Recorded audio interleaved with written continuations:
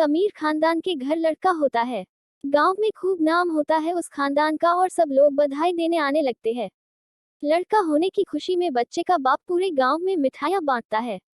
वो भाग्यशाली लड़का अपना भाग्य बहुत अच्छा लेके आया है, ऐसा पंडित के बताने पर परिवार वाले बहुत ही खुश हो जाते हैं। परिवार में उसकी दादी, पिता, चाचा, चाची और माँ होती है। चाचा चाची को बच्चे नहीं होने से एक यही लौता एक लाडला इस परिवार वंश होता है। लड़का धीरे धीरे बड़ा होने लगा और अब लड़के के माँ बाप बूढ़े हो गए थे और इनकी बस एक ही इच्छा होती है, वो है लड़के की शादी। पर लड़के को दोस्तों और पढ़ाई से फुर्सत कहाँ, लड़का हमेशा बात टाल देता और घर वाले उससे बहुत तंग आ गए थे। और लड़के को एक दिन कॉलेज जाते एक लड़की मुसीबत में दिखी। लड़का उसकी मदद के लिए गया और लड़की की मदद की। लड़की की कार खराब होने से लड़के ने लड़की को लिफ्ट दी। लड़की देखने में सुंदर और सुशील थी और लड़के का भी दिल लड़की पर आ गया, पर अब तक तो वो उसका नाम पता कुछ नहीं जानता था। 2 दिन ऐसे ही निकल गए लड़की की याद में गुम। तभी तीसरे दिन कॉलेज जाते वक्त लड़की उसे दिखी और उस दिन फिर से लड़की की गाड़ी खराब हो गई थी। लड़के ने लिफ्ट फिर दी और लड़का लड़की से मजाक में पूछता है, क्या तुम्हारी गाड़ी हमेशा खराब ही रहती है? और दोनों के बीच बातचीत शुरू हुई। लड़के के घर वाले लड़के को पूछते हैं, कौन है वो लड़की जिसके ख्याल में आज तक तू खोया रहता है? और लड़का उस लड़की के बारे में घर में बताता है। और दूसरे दिन लड़का उसे प्रपोज करने जाता है और लड़की उसे जैसे दिखती है वो उसे आई लव यू कहता है तो लड़की शर्मा कर भागती है और लड़का भी उसके पीछे जवाब जानने भागता है।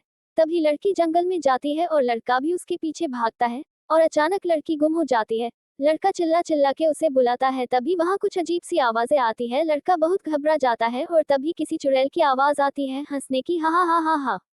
लड़का बहुत घबराता है, पूछता है, कौन है वहाँ? तब कुछ आवाज आती है कि लड़की के पीछे आया।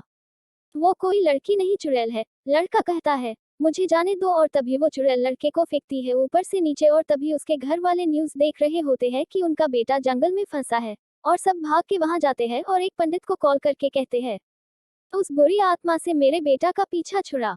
और जब पंडित जंगल में पहुंचता है तब वो लड़का और उसके पूरे परिवार को चुड़ैल ने मार दिया होता है और वो आत्मा पंडित से कहती है, मुझे भगाने की जरूरत नहीं है, मेरा बदला अब पूरा हो गया। तो पंडित पूछता है, कैसा बदला?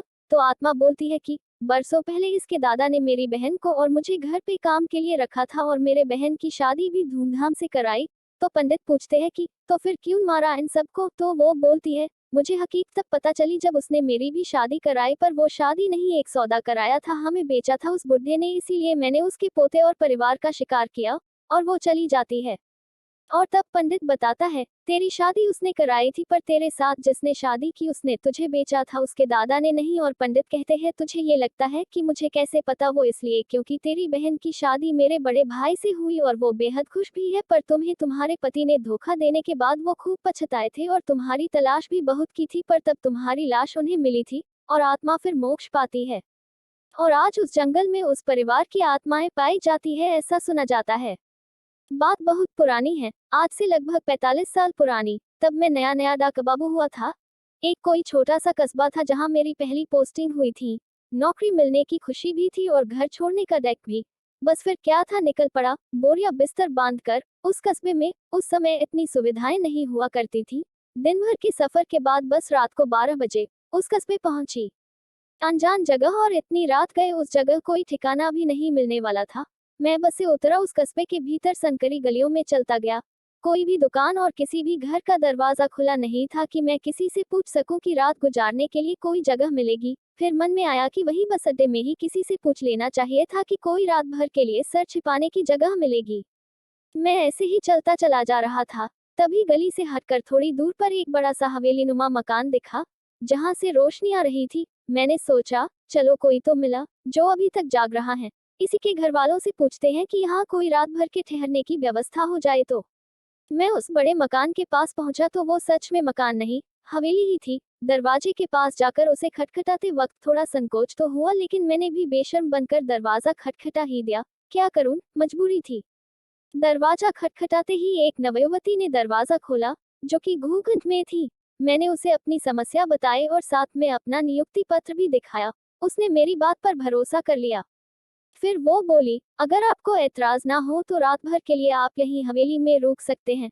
बाहर की ओर इस हवेली के साथ लगा हुआ एक नौकरों वाला कमरा है। सारा जरूरत का सामान वहाँ है, जैसे कि बिस्तर वगैरह। बस मैं आपके लिए उस कमरे में पीने का साफ रख देती हूँ और कुछ जलपान की व्यवस्था कर देती हूँ। मैंने कहा इसकी कोई आवश्यकता नहीं है, आप सिर्फ पीने का पानी रख दीजिए और वो कमरा बता दीजिए कहाँ है। बस वो ही बहुत होगा मेरे लिए। इतना क्या कम है कि रात भर के लिए सर छुपाने की जगह मिल गई। वो बोली, ऐसे कैसे? आप हमारे मेहमान हैं, पहली बार पधारे हैं, बिना कुछ खाए कैसे सो जाएंगे? अभी आपके लिए कुछ लाती हूँ। और इतना कहकर वो चली गई। थोड़ी देर बाद कुछ बेसन के लड्डू और नमकपारे लेकर मेरे सामने हाजिर हुई। बोली, अंडस्को लीजिए, आप जलपान ग्रहण करें, मैं अभी आपके लिए पीने का पानी लेकर आती हूँ। और थोड़ी देर में वो एक छोटा सा मटका लेकर हाजिर हुई। थोड़ी देर खड़ी रहकर बोली, एक बात कहनी थी आपसे। मैंने कहा, कहिए। वो सकुचाते हुए बोली, ये पत्र मैंने अपने पति को लिखा है, वो परदेश गए थे पढ़ने, अभी तक लौटे नहीं हैं। आप तो डाका बाबू हैं, क्या ये पत्र आप मेरे पति तक पहुंचा देंगे? मैंने कहा, क्यों नहीं। और वो पत्र मैंने उससे ले लिया और वो चली गई। मुझे रात को बहुत गहरी नींद आई। सुबह किसी शोर से मेरी नींद खुली। शायद रोड पर कोई नगर पालिका का कर्मचारी झाड़ू लगा रहा था। मैं बाहर आया।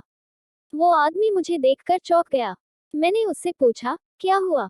उसने कहा, आप इस 100 साल पुरानी टूटी फूटी हवेली में क्या कर रहे हैं? मैंने कहा, नहीं तो, ये तो रात को एकदम सही सलामत थी। उसने कहा, ऐसा ही होता है, यहाँ जो भी आता है। 100 साल पहले इस हवेली की मालकिन ने अपने पति का इंतजार करते करते यहाँ दम तोड़ दिया था, लेकिन वो कभी किसी को नुकसान नहीं पहुँचाती। आत्माएं, पिशाच और प्रेत पूरी तरह स्वतंत्र हैं। वह किसी को ना तो दिखाई देते हैं और ना ही उन्हें कहीं भी आने जाने से रोका जा सकता है।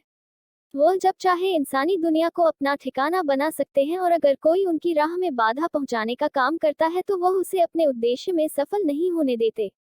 खंडहर हो चुकी इमारतों और श्रापित जगहों पर तो रूहों का कब्जा होता ही है, लेकिन इंसानी जीवन का अंतिम पड़ाव कहे जाने वाले कब्रिस्तान में इनका आना जाना कुछ ज्यादा होता है।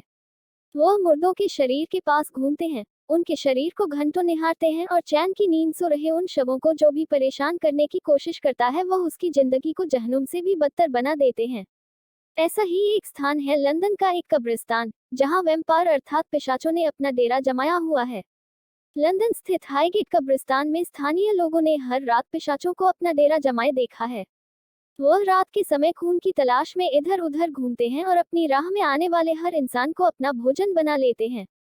हाईगेट कब्रिस्तान के कई गेट हैं। ये वही स्थान है जहां दास कैपिटल के रचयिता कार्ल मार्क्स को दफन किया गया था। वर्ष 1839 में जब लंदन अत्यधिक मृत्यु दर जैसे हालातों से जूझ रहा था, तभी इस कब्रिस्तान को बनाने का काम शुरू किया गया था। लंदन में रोज काफी लोग मर रहे थे जिन्हें दफनाने का स्थान नहीं मिल रहा था। लोग अपने प्रियजनों को घरों के आसपास दफनाने के लिए मजबूर थे, लेकिन ऐसा करने से बदबू और अन्य बीमारियां फैलने लगी थी। इसी समस्या को हल करने के लिए हाईगेट कब्रिस्तान का निर्माण करवाया गया था। हाईगेट कब्रिस्तान में ना जाने कितने मृत लोगों के शरीर दफन हैं, जिनकी रूहें अकाल मृत्यु के कारण इस स्थान पर अपना डेरा जमाए हुए हैं। ऐसा नहीं है कि यहाँ आत्माओं और पिशाचों को किसी खास दिन ही देखा जाता है, बल्कि यहाँ तो हर रात एक खौफनाक खेल खेला जाता है जिसके गवाह कई बार स्थानीय लोग बन चुके हैं। लेकिन इस खेल को देखने के बाद उनके साथ कोई ना कोई हादसा भी जरूर होता है, जिसकी वजह से कभी वह इस बात का जिक्र नहीं कर पाए कि आखिर उन्होंने वहाँ ऐसा देखा क्या था। 1970 की बात है, जब स्कूल में पढ़ने वाली 2 छात्राओं ने ये दावा किया था कि उन्होंने कब्रिस्तान के किनारे पर वैम्पायर को देखा है। इस घटना के बाद वहां घूम रहे एक प्रेमी जोड़े ने भी एक वैम्पायर को देखने की बात स्वीकार की। उनका कहना था कि कब्रिस्तान के तीसरे गेट के पास उन्होंने एक अत्यधिक लंबे चौड़े आदमी को देखा था जो एक इंसान का खून पी रहा था। उसे देखकर उनके होश उड़ गए और वो भागने लगे। वो वैम्पायर धीरे धीरे उनके पास आने लगा, लेकिन किसी तरह वो अपनी जान बचाकर भागे।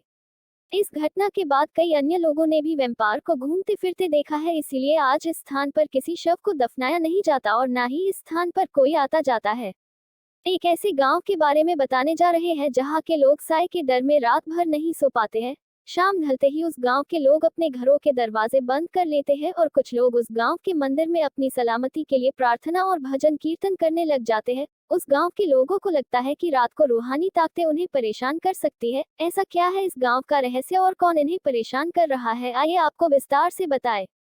ये मध्य प्रदेश के बैतूल जिले का निर्गुण गांव है। इस गांव में दिन तो सामान्य होते हैं, लेकिन रातें डरावनी हो जाती है। सूरज ने जैसे ही आंखें बंद की, यहाँ के लोगों में खौफ दौड़ने लग जाता है। रात को बुरी आत्माएं लोगों में इस कदर भर